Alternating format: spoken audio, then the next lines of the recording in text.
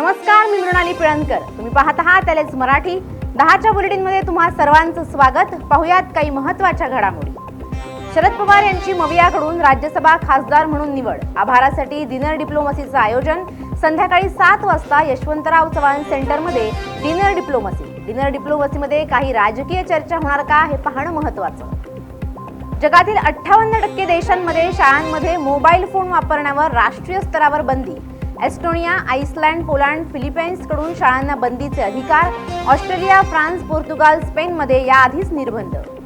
मुंबईत मिसिंग लिंकची प्रतीक्षा संपणार. फिनिशिंगची कामं सुरू. महाराष्ट्र दिनी 1 मे रोजी हा मार्ग नागरिकांच्या सेवेत दाखल करण्याचे प्रयत्न.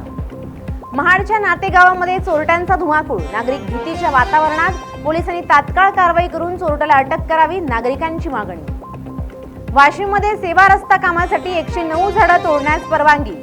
वृक्षप्रेमींकडून करण्यात आला होता विरोध. अनेक दिवसांपासून रखडलेलं सेवा रस्त्याचं काम आता वेगानं पूर्ण होण्याची शक्यता.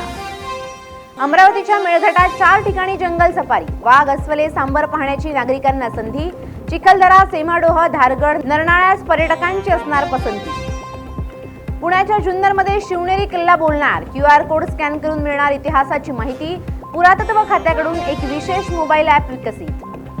बुलढाण्याच्या चिखली तालुक्यात गारपिटीचा 772 हेक्टरवरील पिकांना तडाखा. 18 गावातील शेतकऱ्यांच्या पिकांचे नुकसान. कोल्हापूरच्या करवीर तालुक्यातील सांगरूळ गावात धक्कादायक घटना. सराफा व्यावसायिकाला काही चोरट्यांनी पिस्तुलाचा धाक दाखवत लुटलं. 6 जणांनी मिळून हल्ला केल्याची प्राथमिक माहिती. कोल्हापुरात स्थानिक गुन्हे अन्वेषण शाखेची मोठी कारवाई. पिस्तूल पुरवणाऱ्या तस्कराला एलसीबीने मध्य प्रदेशात ठोकल्या बेड्या. 4 पिस्तूल जप्त. या होत्या आताच्या घडीच्या काही महत्त्वाच्या बातम्या. अशाच महत्त्वाच्या बातम्यांसाठी पाहत रहा एलएस मराठी.